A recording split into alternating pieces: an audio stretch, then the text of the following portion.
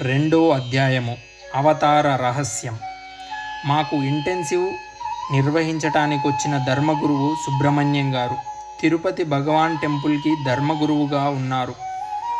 ఆయన భార్య రాజ్యలక్ష్మి గారు, ఇద్దరూ PhDలు. ఆయన తిరుపతి దేవస్థానంలో ఆఫీసర్గా ఉన్నారు. ఆమె పద్మావతి కాలేజీలో లెక్చరర్. వాళ్ళమ్మాయి కవిత రామకుప్పంలోని సత్యలోకంలో భగవాన్ దగ్గరగా శిష్యురాలుగా ఉంటుంది.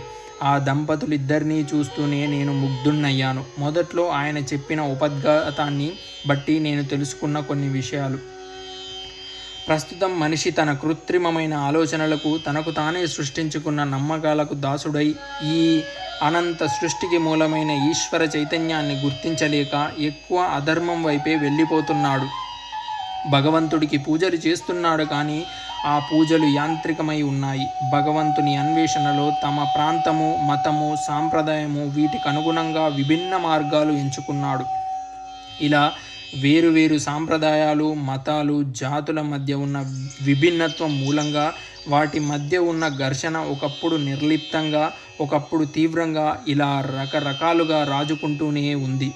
ఇప్పుడు ఉగ్రవాదంగా మారి ధర్మ విచ్ఛిత్తికి, మానవ సంఘ వినాశనానికి దారితీసింది. ఇలాంటి వినాశనాలు సంభవిస్తున్నప్పుడు అనేక అవతారాల రూపంలో భగవంతుడు భూమి మీదకొచ్చి ధర్మ సంస్థాపన కోసం తన కర్తవ్యాన్ని నిర్వహిస్తూనే ఉన్నాడు. భగవంతుడి అవతారాల గురించి చాలామందికి తెలుసు. మొదటిది మత్స్యావతారం. ఈ అవతారంలో వేదాలను రక్షించి జ్ఞానం నశించిపోకుండా కాపాడాడు. కూర్మ అవతారంలో మంచి చెడు అనే అమృతం, కాలకూట విషాలను విడదీసి వ్యక్తపరిచి నిరంతర శిష్ట రక్షణ యొక్క విశిష్టతను తెలియజేశాడు.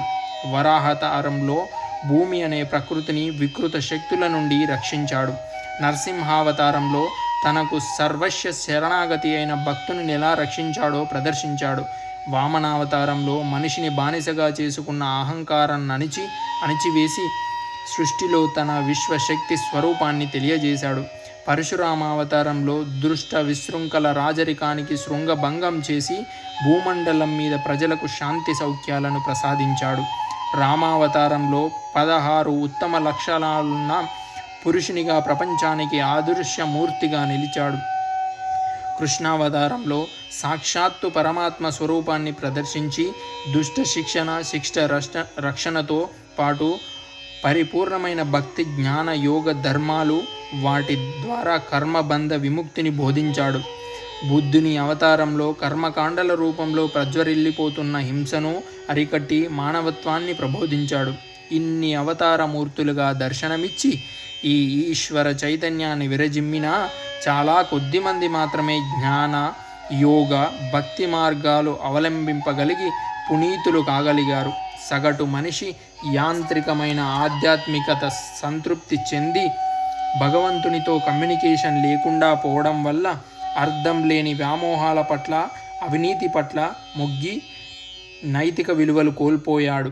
దేవుడిని అడ్డంగా పెట్టుకుంటున్నారే కానీ వాళ్లకు దేవుడంటే భయం లేదు. మతానికి మధ్య ఉన్న విద్వేషం పెరిగిపోతున్నది. కులాల మధ్య ఉన్న అంతరాలు, నాగరికత పెరిగినా కొద్దీ అసహ్యంగా పెరిగిపోతున్నాయి. నాగరికత అంటే కట్టు, జుట్టు, అలంకరణ. ఈ ముసుగుల్లో మునిగిపోయి మానసికంగా అనాగరికంగా రూపొందిపోతుంది. మనిషికి మధ్య ఉండవలసిన అవగాహన కరువైపోయింది. అవగాహన లేకపోతే పోయింది. ప్రతివాడు పక్కవాడంటే ద్వేషం, అసూయతో మగ్గిపోతున్నాడు. ప్రేమ అనేది మనుషుల జీవితాల్లో మృగ్యమైపోయింది.